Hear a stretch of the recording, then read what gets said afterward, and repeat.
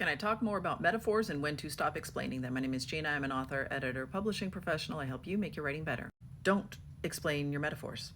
That is the bottom line here. So when you go through and you write them into the story, you are going to be very, very tempted to explain them. And it's okay to have those explanations in there on first or even second drafts while those metaphors are really finding their footing and you are making sure that they feel consistent throughout the entire story. Or even if you discover an accidental one, you might want to then write out an explanation for yourself so you can really have it like coalesce and make sure that you understand it and that you feel really good and solid about it. But you are not going to have any explanations on the page because that just totally defeats the purpose of the metaphor. If The Office had explained to you why they had people sitting in front of different windows while they gave their talking heads, it would have become very on the nose. It would have become very obvious. For those of you who don't know, if a person is talking in front of the window here that looks into the office, it means that their future lies with the company and in the office. And if their window is out into the parking lot, it means that their future lies elsewhere, that they are not going to be with Dunder Mifflin forever. As a nice side note, Pam doesn't do her first interview in front of this window until she and Jim are in a couple. Her window is always looking into Dunder Mifflin until one day, all of a sudden, it's not.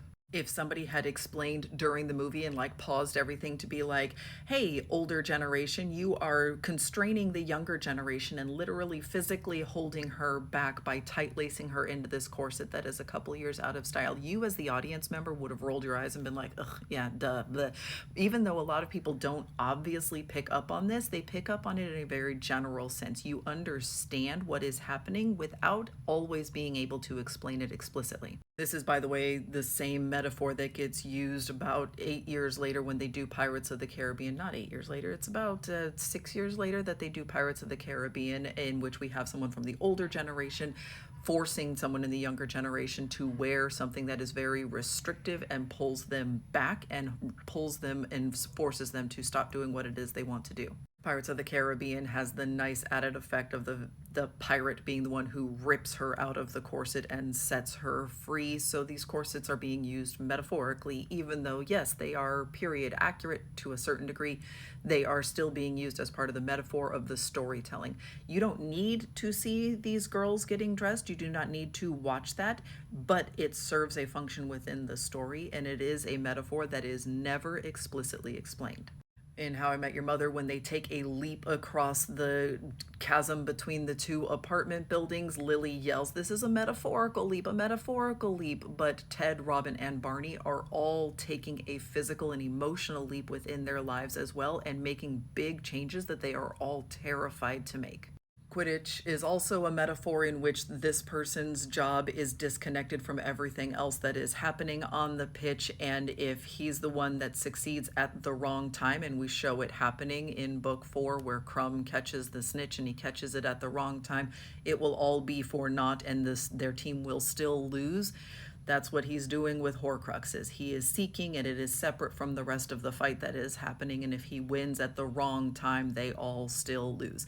Quidditch doesn't make sense as a sport, but it does as a metaphor for the entire series. But if we explain these metaphors, they feel too obvious. When Rory joins in with all of the rest of the Life and Death Brigade and they think they are doing this thrilling, exhilarating thing in which they are taking a big leap, but they're protected, not by these showy umbrellas that they are holding up for no purpose at all, but by the harnesses and the safety system. They have a safety net, they have something protecting them and cushioning their fall, so they are not actually taking a leap, even though they are all cosplaying as being brave.